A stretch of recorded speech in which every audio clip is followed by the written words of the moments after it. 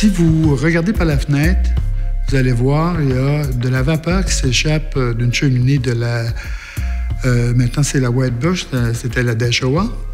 Puis, tous les matins, quand j'entrais à l'époque, je prenais quelques minutes pour regarder ce gros nuage où la forme change constamment, tous les jours, dépendamment des vents.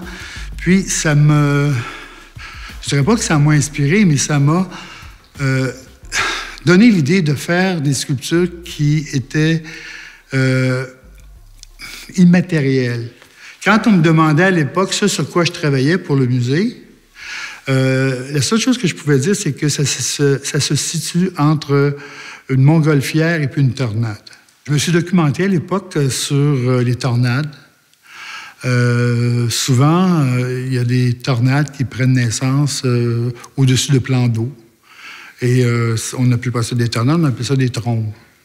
Et de là l'idée du titre. L'idée d'équilibre précaire, ça m'a toujours intéressé beaucoup.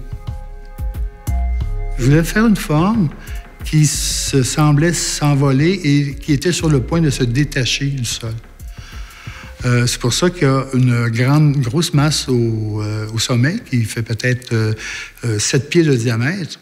Et au sol, ben, ça repose sur maximum 20 pouces de diamètre. En faisant ça, ça crée un sentiment, ça crée une tension chez les gens. Même si on n'en est pas conscient, à quelque part, on va se demander, mais comment ça tient? Il faut que le regardeur se pose des questions. Des fois, ça peut être par l'équilibre.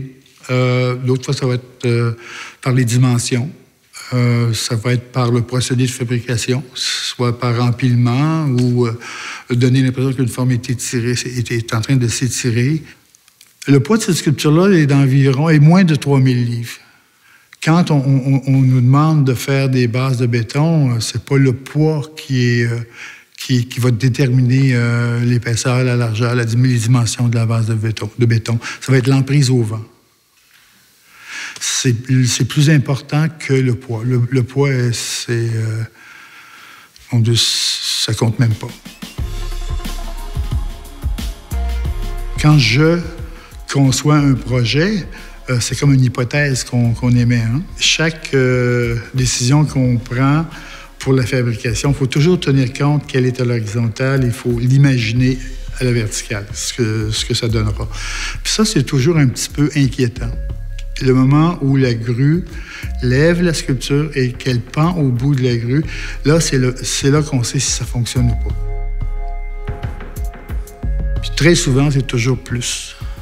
On est toujours surpris. Il y a des choses qu'on a imaginées, qu'on a espérées, mais il y a plein de choses qu'on n'avait pas vues. Et c'est à ce moment-là, quand elle pend au bout de la grue, c'est là qu'on voit si on s'est trompé ou si on est arrivé plein dans le mille.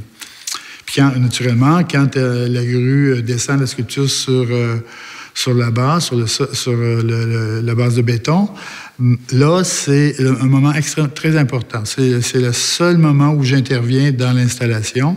C'est l'orientation de la sculpture.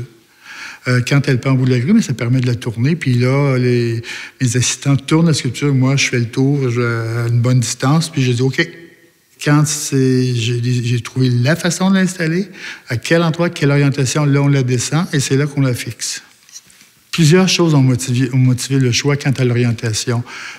Oui, c'est l'architecture du musée. C'est l'espace. Le parvis du musée, ça va être les arbres qui sont très grands, pas très loin, et aussi le rond-point qui est devant le musée. Moi, je me suis fait plusieurs fois le tour pour voir quel était l'impact, quelle était la meilleure façon d'avoir le plus d'impact possible. Mais c'est tout ce qui environne la sculpture est important. Toutes ces choses-là comptent. Bon, la technique utilisée, c'est la chaudronnerie, c'est-à-dire une technique de formage à froid. Moi, j'en fais, mais avec des maillets en bois. Et la plus grande pièce que j'ai faite avec cette technique-là, elle a 9 pieds de hauteur. Plus grand que ça, ça prend un équipement plus adapté. Donc, moi, je fais affaire depuis presque 30 ans avec Roland Guiberteau, de la chaudronnerie navale Guiberteau à Val-Alain. Et lui, c'est un chaudronnier naval, donc il fabriquait des coques de bateaux.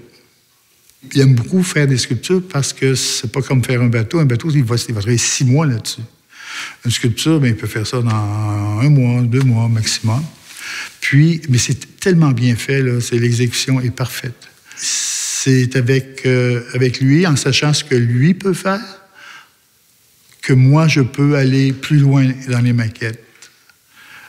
Puis aussi, surtout, c'est que je connais cette technique-là. Je sais qu'est-ce qui est possible, je sais qu'est-ce qui n'est pas possible de fabriquer.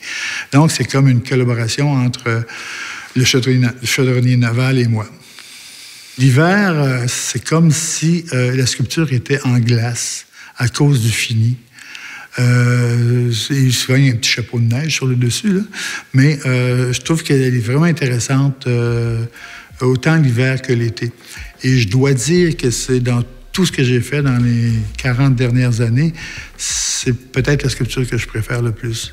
Et puis ça, c'est extrêmement difficile pour un artiste de dire ça, parce qu'on n'est jamais content, jamais satisfait. C'est pour ça qu'on en fait une autre après. Mais celle-là, ben, je suis assez content. Pas totalement, mais assez content.